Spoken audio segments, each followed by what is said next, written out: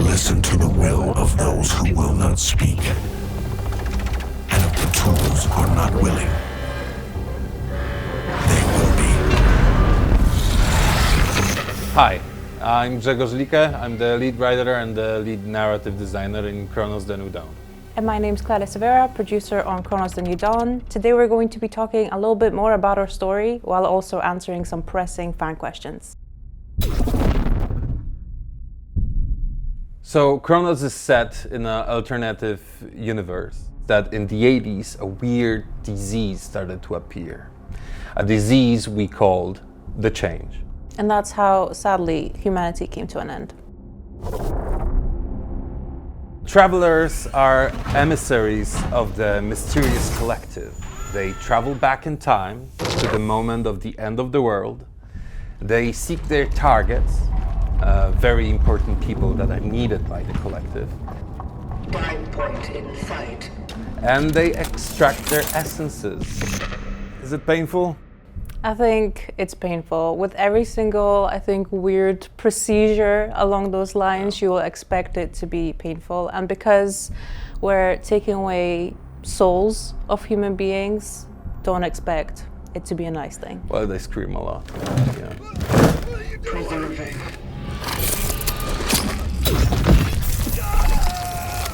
You'll be able to, throughout the course of your game, pick who you choose to extract.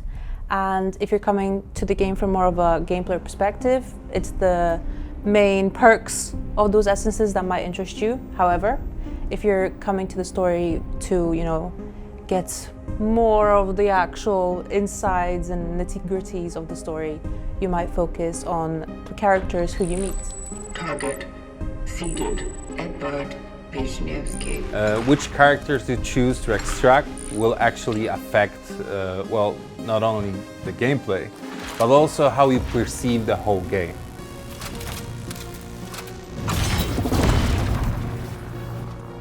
His name is the Warden, and his role, given by the collective, is to maintain not only the tools used by the travelers in their missions, but also the main hub in which you will spend a lot of time as a player. You will have a lot of interactions with this guy. You will see that, he's got a little bit of different approach than the protagonist. Don't you think it's all trivial?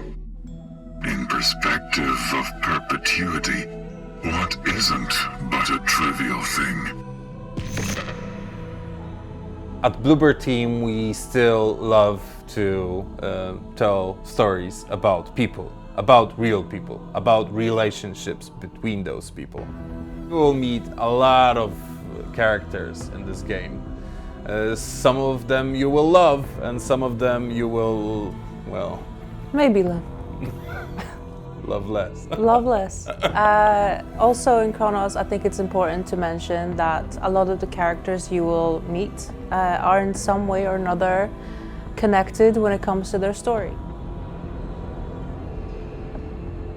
I think it's cool that the player and the traveler are sort of on the same level when it comes to really discovering the story at the same time. So these interactions with these characters are definitely meaningful because the more you dive in, the more you learn.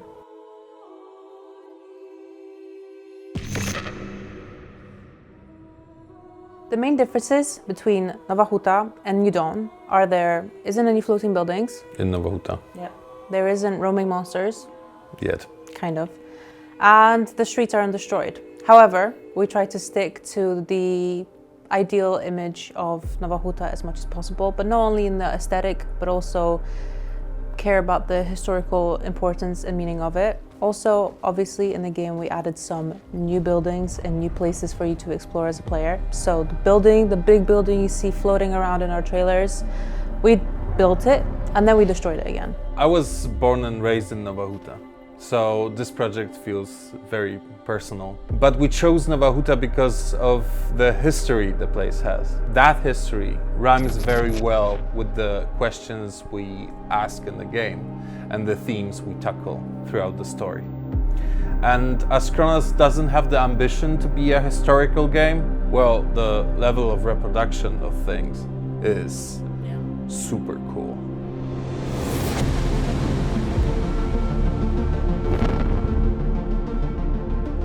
Well, only I know that, and I can tell. His watch is broken.